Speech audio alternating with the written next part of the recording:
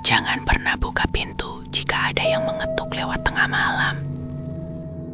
Itu yang pernah ku dengar dari tetangga. Tapi malam itu, aku lupa.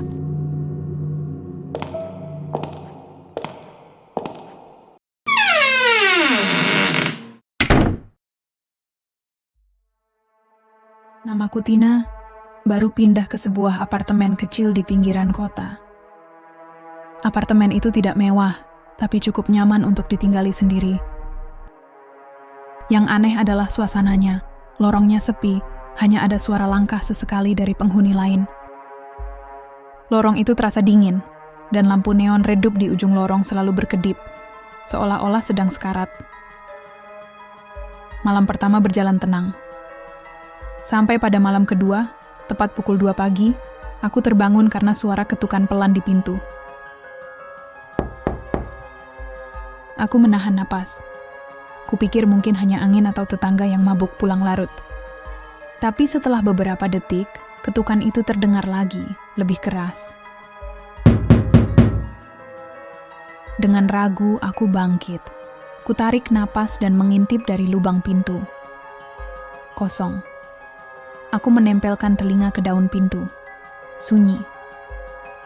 Tapi kemudian, aku merasakan hembusan dingin yang menusuk dari celah bawah pintu, padahal udara di dalam kamar hangat.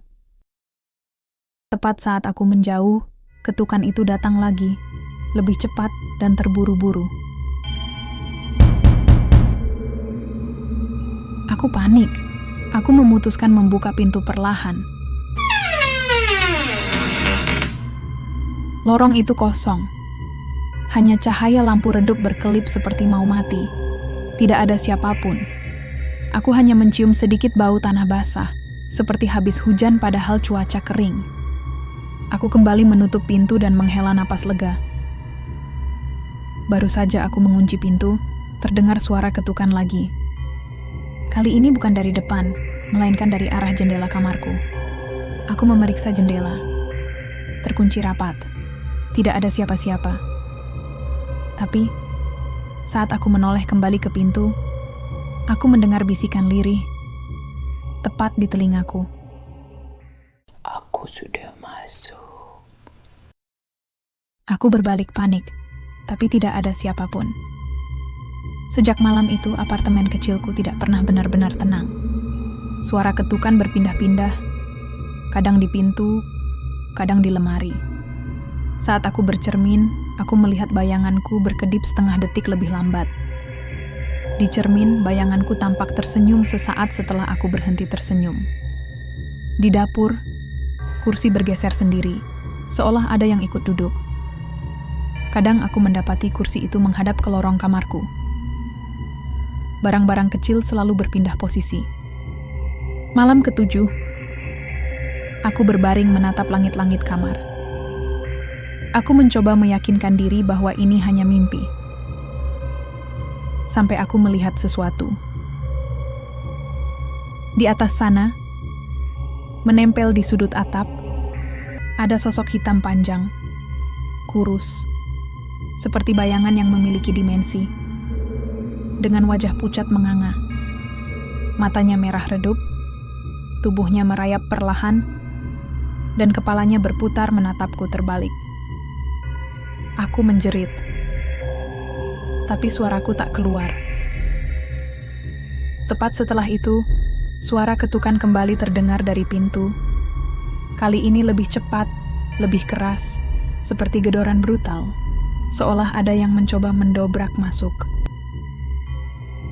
Aku gemetar, menahan diri untuk tidak membuka pintu, tapi tiba-tiba gagang pintu bergerak sendiri, berputar perlahan.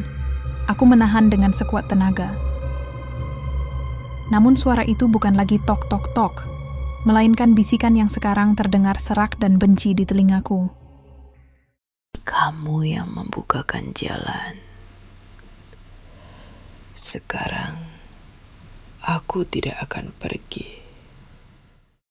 Lampu kamar padam, gelap total. Aku bisa merasakan hembusan dingin di belakang leherku, sedekat napas seseorang yang berdiri tepat di belakangku. Saat aku mendongak ke langit-langit, sosok itu sudah menempel tepat di atas kepalaku, merunduk seakan siap jatuh menimpaku. Sejak malam itu, aku tidak pernah tidur nyenyak lagi. Ketukan itu selalu datang, setiap jam 2 pagi, setiap malam.